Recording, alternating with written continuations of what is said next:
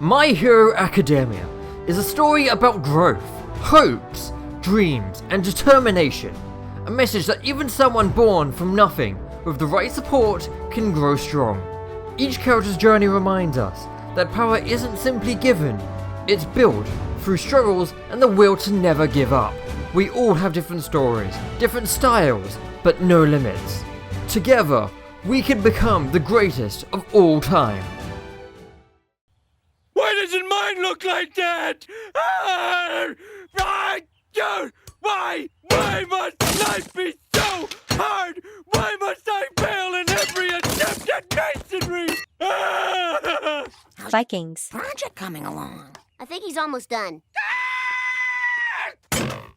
Yeah, he's done. Yo, friend SB here.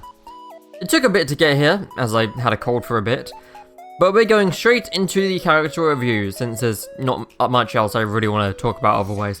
For the 3 characters that we have released this season, I'll be giving each dedicated video so I can talk about things in detail. As it turns out, much of the community is pretty ignorant when it comes to some game mechanics, even something as simple as basic aiming. Not good. In the format of these videos, we'll be starting on a positive note, talking about the cool things about the character and what they add to the game. Then we'll start to get critical, where we talk about what needs work. Then finally we get to the fun part, where we get to discuss and explore options as to what could be better. I'll be using some tools to try and demonstrate potential ideas. Well, let's get on with it. Let's take a good look at Izuku Midoriya One for All. So this character is a rapid character, and so that comes with very fast-paced action. The simple win condition is to activate Gamma and then hit some melee hits so you can go into overdrive, where you become very fast, you get increased attack speed, and then using Beta you can fly into the air and hit them with the Grand Slam, or you could use a hold Gamma so you could lock onto the target to do some big damage. And that is the general game plan. Because getting that Gamma to max level, max gear shift, is very important, this ends up being a very melee oriented character. So let's get into the specifics of each move and why they're so cool. So with the Alpha, there's actually 2 variants to it. There is the aerial version and there's a grounded version. And I love seeing lots of variation in moves. It helps to make the character feel more complex, there's more to learn, and thus you have a higher skill ceiling where you have more options. And there is a notable difference between the two. So the grounded version is slower and the aerial version is faster. Grounded is quite a bit stronger, so that's 76 damage there and that's 57 damage there. And whenever you hit someone with the grounded version, it immediately knocks them back. And this will happen at all times, even if they have shield, because it is a hard knockdown. It has 500 down power. And because it has armor on it, it means that anytime someone hits you with a move that would normally knock you down, you can use it, the grounded version, and it will not knock you down. Which is good for, winning out trades. It has good synergy with the increased attack speed that you get from Gamma. Once again, it links in well with the win condition. Being able to hit faster increases your DPS, especially if you're putting lots of levels into it. You can fire off grounded shots very quickly. Because one of the main weaknesses of the Alpha when you're on the ground is that it is very slow. You cannot move for a while when you use it, but as soon as I go into overdrive, I can then do it very quickly. I can move around, be hard to hit, while still hitting people with these powerful Alphas, knocking people down, becoming just a very dominant force. So we've got the Beta move, which is Big Slam. You can also hold down the button, you can increase the charge up. If you're close to someone while you're charging, it will do a little bit of tick damage, so you can get a bit of extra damage out of it. And of course you have the other variation once you're into overdrive, which you can activate either by simply holding the button, or you can tap it twice once you hit, and then immediately jump into the air, and it will only use 1 ammo from that. Not only does the hold Beta have a bit of a delay to it, but it also sends you a bit further. As you can see, I go quite a bit further. And when I go into overdrive, because, holding Beta does go into the flying version, I can still get the desired effect just by letting go at the right time. So as you can see, again, I get more distance. You kind of have to learn the timing so you don't accidentally do the slam. Let's try that again. Yeah, that's good. So all your options are still there, even when you're into overdrive. And if you can make use out of that while you're in overdrive, very cool. So when you're in Gamma, when you go into overdrive, you get some ammo back whenever you hit someone. So even once you're into overdrive, you can reapproach, you can hit them again and get your ammo back. So there's always reason to come back, there's always reason to reapproach. It's not simply go in, get your reward, and then leave, never have to approach again. No, there's still more reward for you going back in. And as a rapid, I think they should be trying to play quite close up anyway. The way that the Gamma Overdrive works is that you start locking onto someone, you go towards them, and then you hit them. And if I have that happen to me as well, I get stunned a little bit immediately as he appears, and then I get hit by the big swing. So if I do a dodge roll before the moment that he appears, like so, I can dodge the attack. And when you dodge things, you can, counter attack. Very cool. There is some counterplay on the lock-on attack. More on that later. So as most characters in this game seem to function, this is a very unique sort of character. You don't normally get characters that are so highly melee oriented.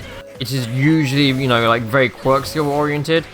Special action also exists. You can smoke screen, you can fudge in, high jump. These are not actually super interesting parts of the kit. I don't think it synergizes like super well. They exist. I don't see people like making use of that in particular. It's a thing. It's a thing that exists. That's all I can really say on that. I would say my favorite thing about this character is simply just the way that Gamma works. When you first press Gamma, he gears up, but you can't just continuously do that until level 5. Because if you press the button again, you get a dash. You are forced to actually approach someone and hit them to get higher gear. You actually have to do something. And then you're rewarded and you can do a lot more. It really does feel like a proper, win condition, like you're being rewarded for your action. So I would say the overall design makes this more of a momentum character. And I think that makes a lot of sense considering One for All Deku is supposed to be a power fantasy character. It is very difficult to balance power fantasy characters, so making it momentum based makes a lot of sense. So he starts off as a relatively weak character, doesn't have a lot that they can do, and then you level up your thing, hit your win condition, and now you become a stronger than average character. I like that design, it makes a lot of sense. So there's a lot of potential good that can come from this character. But unfortunately there's a lot of bad in this character that makes it hard to really fulfill that potential. There's a lot of room for critique on this character, and most people probably understand very well as to why. So to start off with, the very obvious thing about this character is that there is a lot of tracking, and if you know me, you probably know how much I don't like tracking at all in this game. Especially on a melee attack like this. This is extremely unique in that you just press the button and you fly towards the opponent. You can be so far back and it will still work. So the maximum range is about here-ish. This is ridiculous. Like, this is the kind of thing that makes you wonder how this was greenlit. What were they thinking, man? And the grounded version of the melee is slightly less range than the aerial version, which is very peculiar. I kind of understand why they would do it for the grounded version, to have that approach, but not the aerial one. I don't get the aerial one.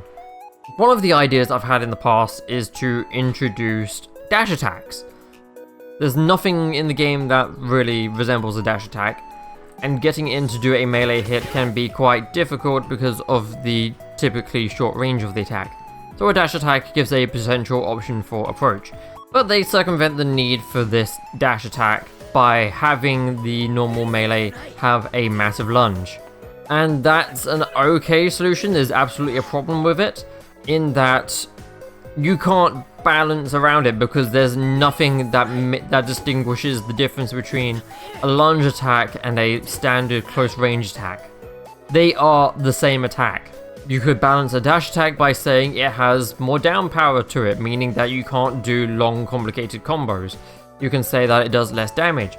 There's a lot of different things that you can do to make it feel distinct. But when you just attach the launch to the attack normally, you don't get that. And because it's so easy to approach, it means this whole win condition mechanic becomes extremely easy as well, because you just need to vaguely approach the target and then just mash your button and boom, condition met. No effort required. It's an effortless win condition, and that is like, we've taken something good and then we've ruined it. It's ruined. All the praise I could possibly give it, ruined, out the window, because of some stupid decision to make this the easiest thing in the world. This is not a character that you have access to on release like you can with the normal Deku. With the standard Deku, it makes sense to have a skill floor at a reasonable level so that a new player can pick up the character and they feel like they're contributing some value immediately.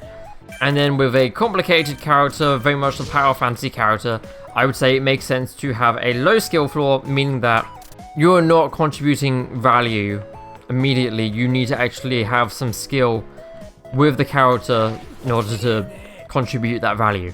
Another cool little thing with the beta, with the small hits at the beginning here, is that they do apply a little bit of hit stun, which is good for making sure that the actual follow-up hit actually connects. So like, if I get hit by that, I can't do anything. It just is a little thing there to make it so that you're actually quite consistent in hitting those up-close shots, which is nice. It's just a little bit of a little thing they've added to make the character feel a bit consistent. I don't know if it is necessarily the most balanced thing, but there was clearly an attempt at a quality of life addition. One can make the argument it could be like guard or health specific. Doesn't really matter. We can have that conversation another day.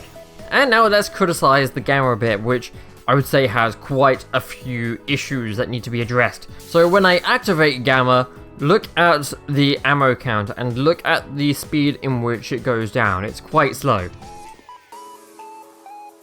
And every time I hit a melee hit, immediately back to 100%. If I get all the way to level 5, the speed at which it goes down isn't noticeably different. As far as I can tell, level 2 gear and level 5 gear are the exact same speed. And it is getting quite low now, 25%. If I hit simply just the third melee hit in my combo, immediately back to 100%. It already takes a very long time for it to go down. Why am I getting all of my ammo back for hitting what we have already explained is a very easy win condition? And do you know what the buffs are for level 5? Like, the parameters aren't, publicly known, but you get a 30% speed increase and a 20% animation speed increase. By comparison, a single rapid card is only 10% increase. So this is effectively 3 rapid cards of speed, just at this very long duration that I can pick up very easily, no problem. It's essentially like having infinite Recipro Eder. And that was an exploit that people took advantage of for a long time, and it ruined games, it ruined experiences. And then the developers said, what if we just made that an intended interaction? What if we just had like infinite Recipro Eder as part of the game? I'm sure people would love that, won't they? My next critique is that you can get to gear level 5, and when you first activate the skill, you're at level 2. So there is a reason to go from level 2 to level 5, but think about 3 and 4. What purpose do they actually serve? Most people will spend like an absolute minuscule amount of time in gear 3 and 4, because why would you ever be in 3 and 4 when you could always, in that exact same opportunity, hit 5? There is absolutely no downside to being at 5 in relation to gear 3 and 4. Gear 2 is just from activating the Gamma, so you can imagine that people will spend a good amount of time in that state, but 3 and 4, absolutely pointless.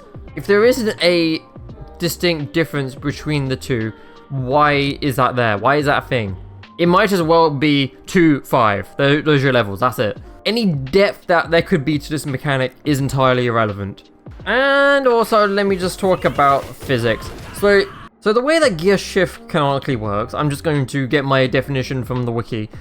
Gear shift allows the user to change the speed at which things accelerate through space. It is even capable of changing speeds while ignoring the laws of inertia.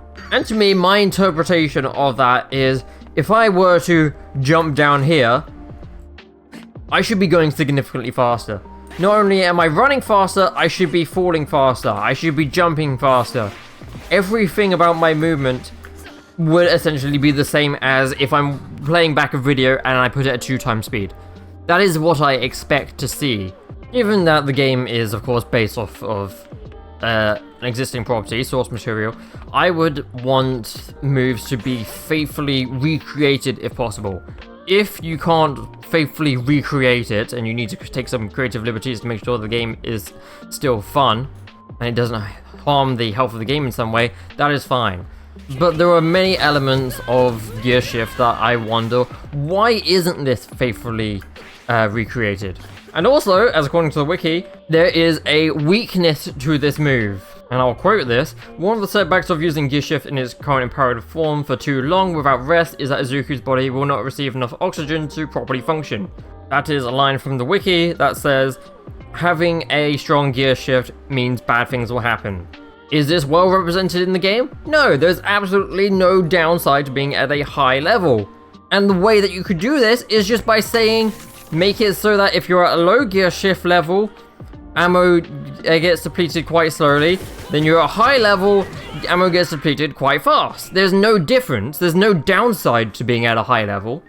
Why have they skipped over this? This would have been a perfect opportunity to balance this skill, and they've just completely floundered it. No attempt has been made.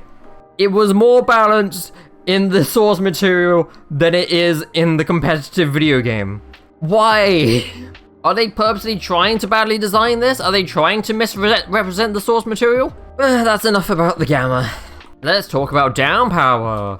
So the way that down power works is that if you exceed the maximum amount of down power, you will be sent backwards and you will be invincible until you hit the ground and then pick yourself back up. This is a sort of a combo breaker mechanic. That means that you can't be put into an infinite loop combo. Otherwise, this would be extremely powerful because this is a true combo. See how he gets knocked down there? It's because you can't chain too many melee hits without exceeding the down power limit. That's what that is. And the down power limit is 500. Every time I hit someone, I am applying a number that is dependent on the attack used. So in the case of this character, the value is 100, which means if I hit someone 5 times, then 100 becomes 200, becomes 300, becomes 400, becomes 500. I can hit them 5 times. So 1, 2, 3, 4, 5. There you go.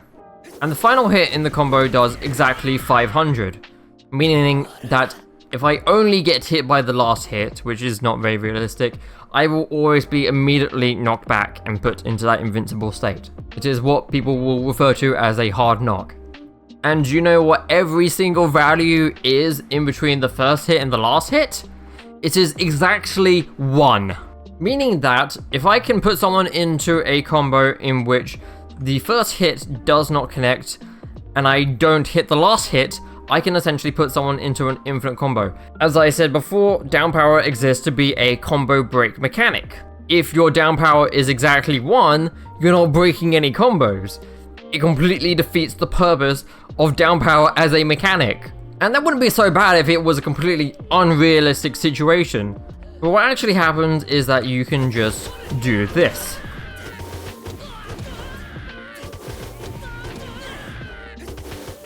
It's not an impractical thing, and people that play this character are absolutely abusing that all of the time. They just straight up forgot why they implemented down power. Do you know what makes this even funnier? You actually gain armor in these melee attacks. Like, it's hard to see, but he gets a bit of a yellow outline, which indicates he has armor. So it's just the uppercuts, I believe, that has armor. And also, this combo only really works as well because of the massive lunge that you get on the attack. It's not only the melee attacks that have stupid down power, because this is an example of too little down power, but there's also a case of too much down power. Some characters have mechanics that make it so that they take less down power, But there are some characters that just don't have this. It's mostly just like recent releases that have it this way. But as Kushima, if I put on hardening, then that means that he takes less damage.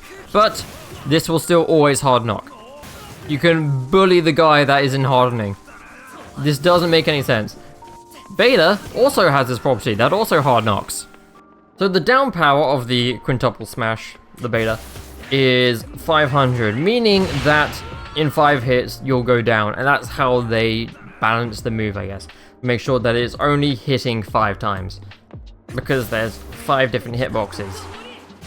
1, 2, 3, 4, 5. And that is a common thing with quite a lot of moves, and it makes sense in context.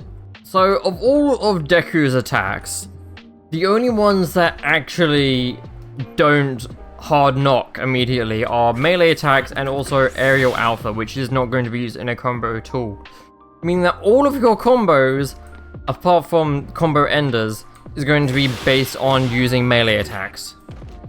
As a result, it means that this character is very combo simplistic, which I don't think is the right direction for this character. That doesn't make sense to me.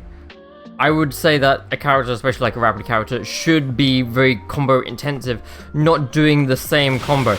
The important thing about combo design is to have options, variants, and there are ways that we can fix this, and we can explore those options later. In fact, coming up very soon. But this doesn't feel especially like a combo character. You can do like some things. Some of the coolest combos I've seen still absolutely abuse the shit out of the melee loops. It looks cool though. So Gamma is a little bit broken in that the cost of the punch here only happens once the punch connects. If something were to happen that meant that the other person would not get hit for whatever reason, maybe because they're invincible at the time, then it doesn't actually cost anything. And I don't like this because it's a matter of forgiveness. And I don't think that is a justifiable reason for that cost to be forgiven.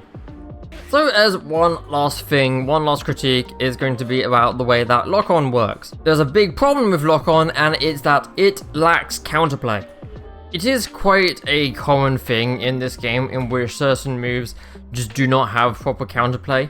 And if you're making a competitive game, counterplay is something that is required for basically everything.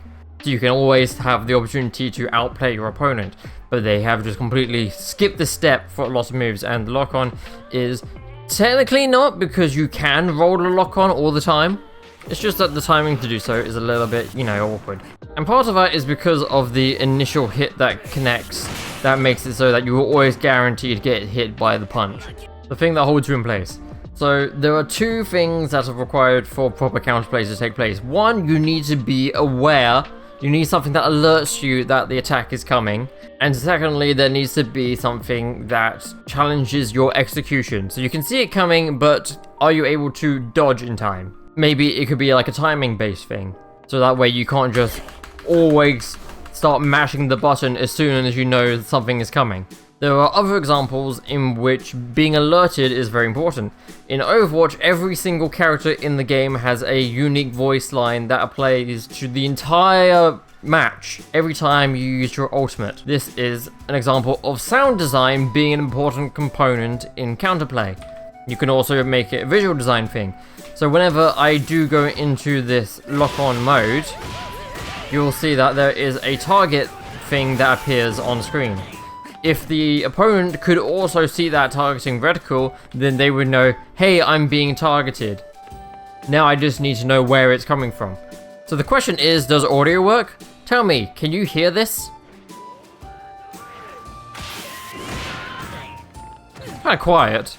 So the voice becomes quite faint, and the more going on in the game, the harder it is to actually hear. Because there could be all sorts of sounds going on at any time because people are constantly pressing buttons.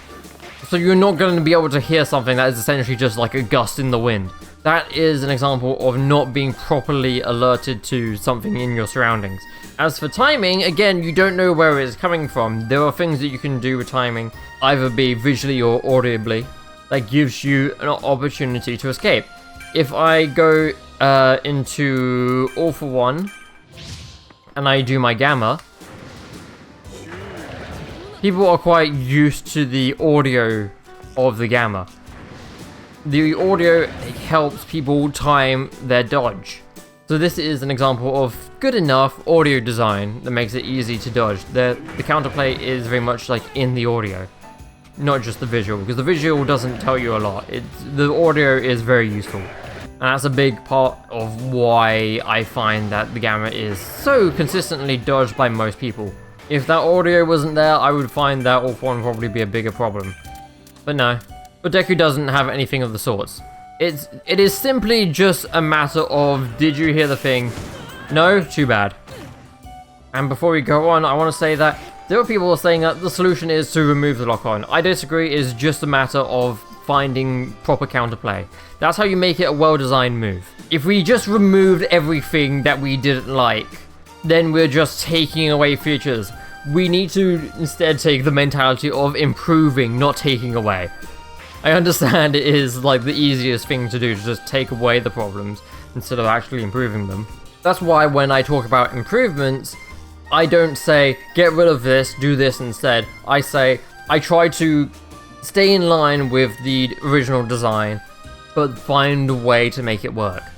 So when designing moves, there is typically like a very iterative design plan in which the original design ideas that you come up with, they seem fine, you try them out, and through testing you say, okay, this isn't gonna work, and you keep trying that until you're at your breaking point. At which point you say, we've tried everything, we cannot make this thing work, we're gonna have to go back to the lab and try something else. And until you find something that you're satisfied with, that's when you've got a very good design. So really the mark of a design is how long until you find its breaking point.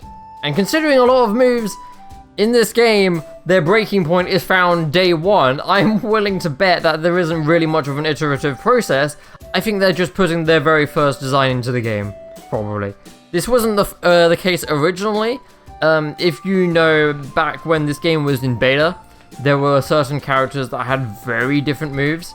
So, for example, Black Whip was a very different move. It used to be more of an attack, rather than like a grappling hook sort of thing. What was it, like Darby had a flamethrower? Or was it Shoto? I don't remember.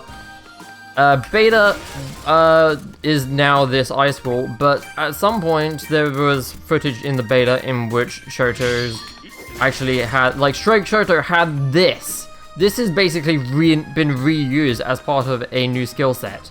They had time for this reiterative process originally, but now they don't. Now they're just putting out the first thing they have. And now, because we don't need to care about quality, we can put out 3 releases every season. So everything is lower quality. They're certainly learning things, and they're getting better with every new design, but also they're not following this iterative process anymore. So when we are talking about what could be better, we are going to try this iterative process. We're going to be changing things around until we find that this move is at its breaking point, and then we say, okay, well, something else has to change. Okay, so now let's start talking about the better. The things that could be improved upon. And there's going to be a lot of exploration. I'm going to be using mods in order to demonstrate certain things. And a lot of it is going to be just a proof of concept. I don't have full control over what I can change. These are just going to be examples. So the first thing I've done is remove tracking. And this is a very significant change because, as discussed, this character's win condition is very much about the melee chain. And the tracking is a very important part of being able to achieve that. Because now there's absolutely no consistency. Like, there's no easy way. If someone is constantly moving around, then I can't ever, like, reliably hit a melee hit. I can use my movement speed to get up very close, which can be helpful, especially once I have max out speed. But without the tracking, that initial hit is going to be very difficult. And there are 2 ways we can really fix that. One is make sure that there is some tracking, which I would like to avoid if possible. or 2, give the player more control over how they use it. We're going to be talking about some melee mechanics now.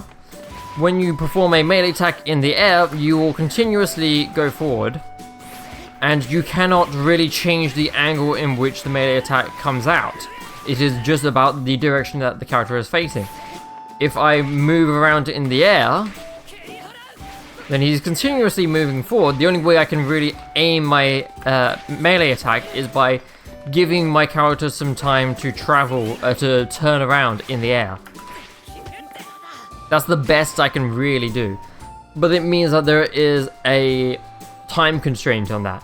I need to give myself a certain amount of time to maneuver myself in the air.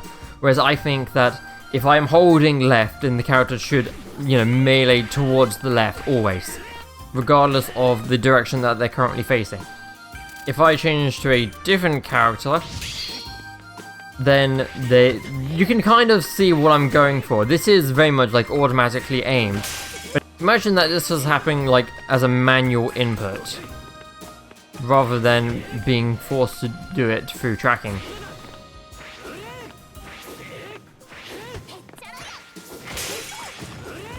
Like, why can't I do this manually? I wouldn't want to do it as a matter of like a 180 movement. I would say like confine it to 60 degrees in either direction, and that could be the amount of control that you have. But otherwise, if you're forced on tracking to actually maneuver your character, I feel like we have a problem. What benefit is there to reducing the skill ceiling as opposed to raising the skill floor? Like, raising the skill floor at least gives all players some equal opportunity to be able to fight against each other regardless of the changes, the differences in skill level. But what's the worst that can happen from raising the skill ceiling? Why would you purposefully want the skill ceiling to be lower? That's what I don't seem to understand, and what is implied by some of these mechanics. Like, there's absolutely no way of manually really influencing the direction of your aerial melee. So yeah, it's bad. But if we did have control over the way that that works, then maybe it would make some sense, rather than forcing me to constantly traveling towards people in a single straight line, because people are constantly moving. There's absolutely no way you can reliably hit someone by always traveling in a straight line. And by the way, by reducing the tracking of the grounded melee, I'm not able to consistently hit this combo anymore. Just because I simply just cannot get close in time. You can kind of do it, but it's not reliable anymore. Which is a good thing. But also, down power is the major reason as to why that's a problem. And they can fix down power at any time, and yet this mid-season we got no balance changes. But what if we had some different down power values for other moves? So, for example, Alpha. So if Alpha no longer hard knocks, what can we do? Well, we could chain multiple Alphas together. That's kind of funny.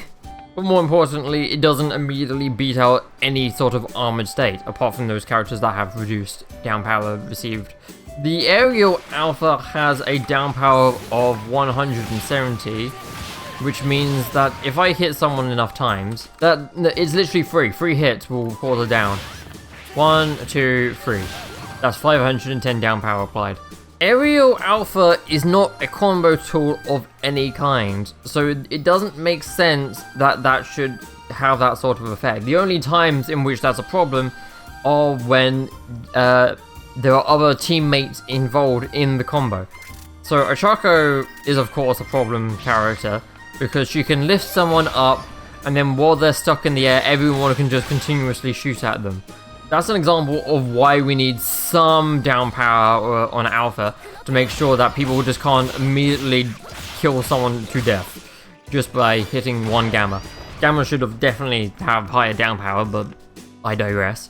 But I think 170, meaning always downing in 3 hits, is quite significant. I don't know why that's a thing.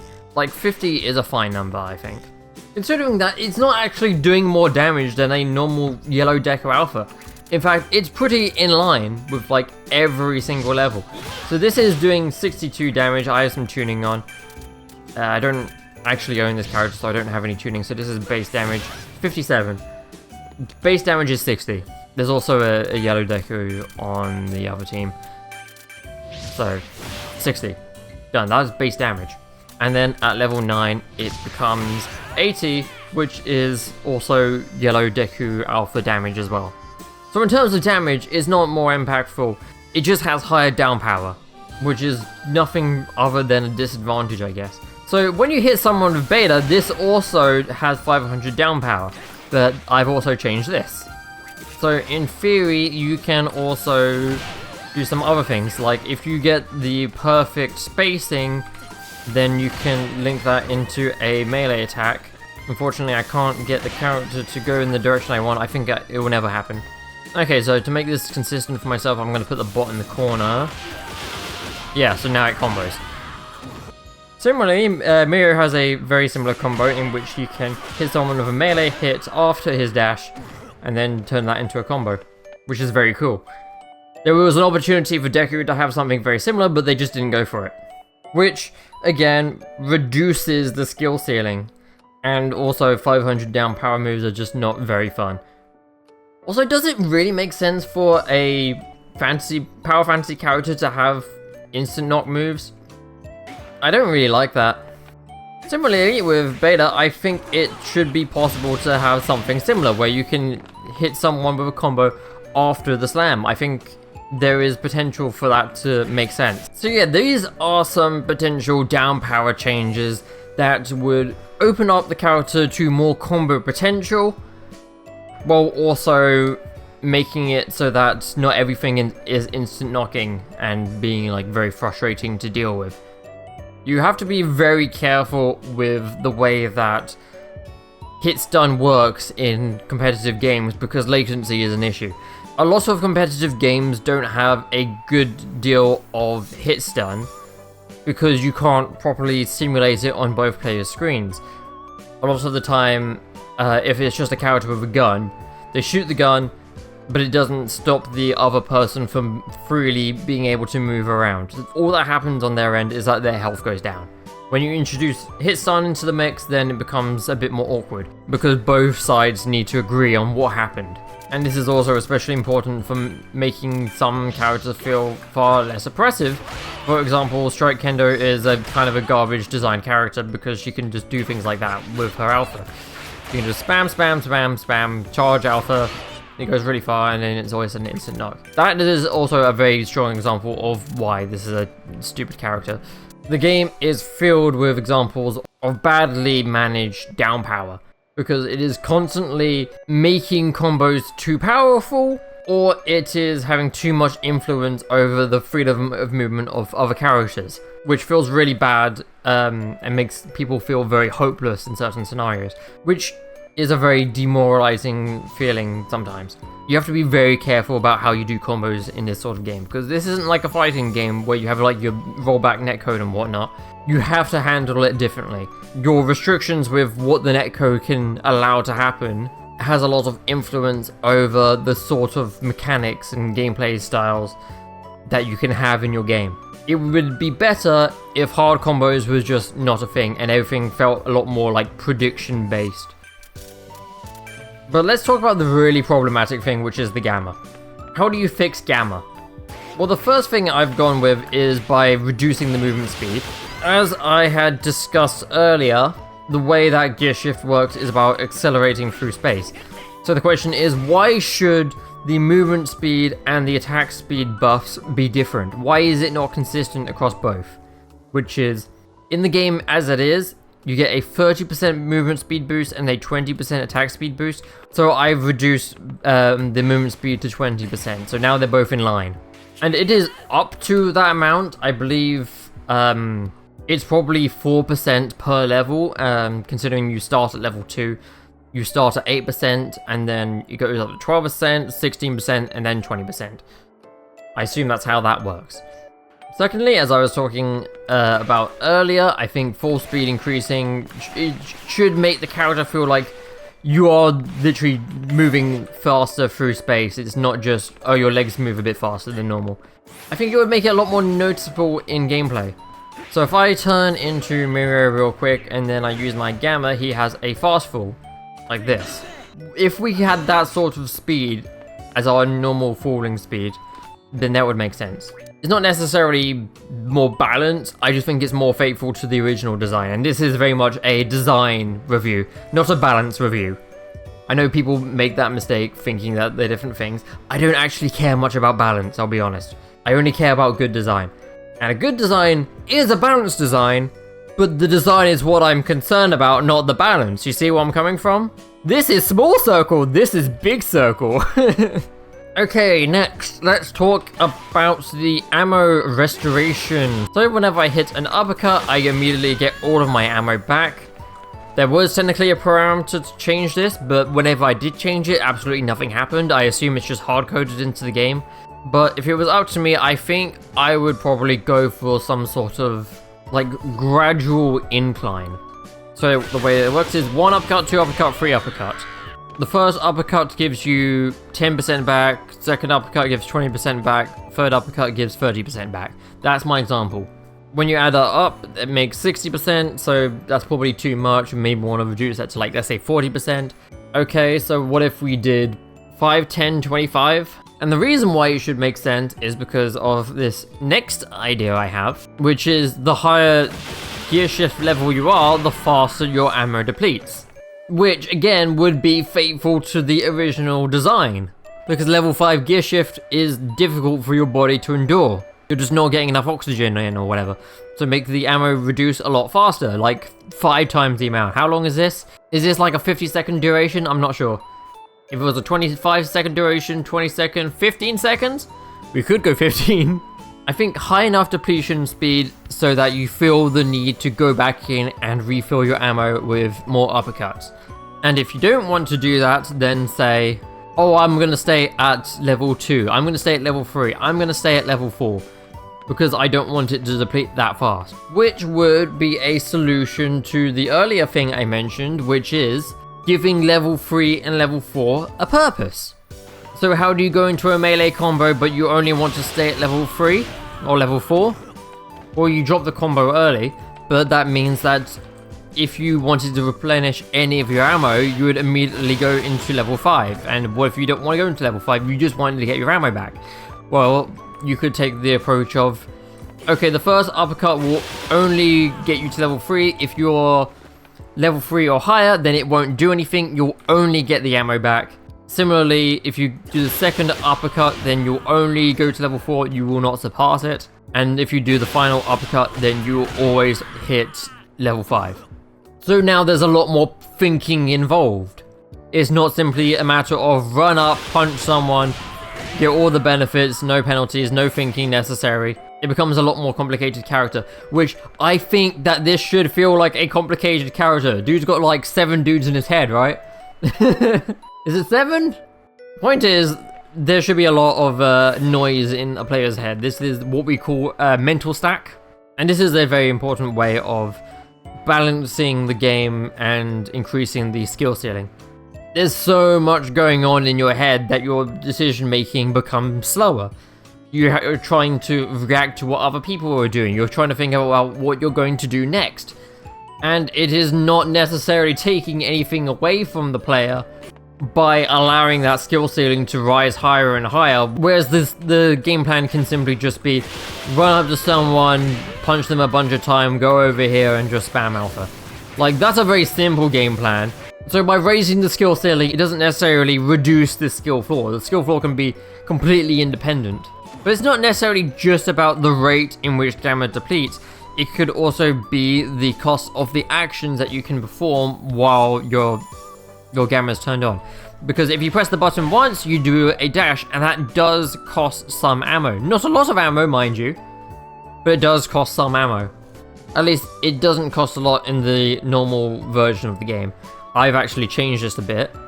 So normally it was 5% cost to do a dash. I've increased it to, right now it is costing 24%. And that's because I'm at level 1. But if I put some levels into my gamma, at level 9 it now costs 16%. This is actually a parameter that exists where you can change the minimum and maximum cost based on your skill level, that they've just set it to 5 for both. So that means the code is there, they just didn't do anything with it. Which unfortunately is a thing that tends to happen. There was a very similar case with Tech Mungo, where there was something in the game that made it so that dashing around with Alpha costs additional ammo, but they just have it set to 0, so it costs 0 additional ammo. Meaning that the code is there, it's just not doing anything. Similarly, the code is there, it's just not doing anything. And the same thing applies for the lock-on punch. Because you can do that at any skill level, the only requirement is that you have Gear Shift level 5. Previously, it would cost 30% at all levels. I've currently set it to at level 9. It costs 35. And at level 1, it costs... Well, I have it set to 75, but in most cases, that's going to use the entire thing. And if you're already depleting pretty fast, you're going to run out of Gamma immediately after using it once. And you're at level 1, I think that's fair. It's not supposed to be reliable yet. But speaking of Gamma dashing about, it's not just about nerfing the character, it could also be a way of buffing the character, because you can enable new possibilities, which could be done through attack cancelling. Similar to Ida, so if I go into Ida and I go into Recipro and I start hitting people, then I can do a flip to immediately cancel the end lag of a move, and then I can do that to transition into something else if I so feel like it. But you could do something very similar with the way that Deku works, in that by constantly cancelling your moves with your dash, the ammo goes down, but you can do a lot more of it. So the ammo cost also helps to balance that functionality of the move. But again, this is a way of making it simply a higher skill ceiling character. I don't know what combos you can expect from having the ability to Gamma cancel. That would entirely require more testing, which is not really something I have the resources to do, because I can't even implement Gamma cancels, but that's an idea. We're just exploring the idea. So there are so many things that you could do with this character to make them absolutely peak, but it's not all there. They've just not done it. They've not delivered on that potential product that we can see. But because there is so much that you could explore with, so much that could potentially be changed, I can't say for sure whether or not that final product would be a good product, because again, it is very much an iterative process. You change one thing, you see how far you can push it until it breaks, and if it breaks, then you try again. You try again with something else. If it continuously breaks, if you can't make a version that doesn't break, then you start over again. You take a different approach. I just do not have the foresight to say whether or not that would work out. Again, that's why I call it a matter of exploration rather than definitively we should do it my way, because you know, you never know what could happen. You never know how unbelievably broken it could be. So I think overall the potential is there, but we're so far away from like peak design. So this character on the tier list, I could put them B-, I could put them C+. I don't know, but this character has been a lot of fun to theorycraft with. I hope that there is a lot of room for discussion. But I'm gonna leave it there. Thank you very much for watching, and I'm gonna go, I don't know, man. Live my life. And I'll see you again for the Hawks video, which should probably not be as long. Okay, bye-bye!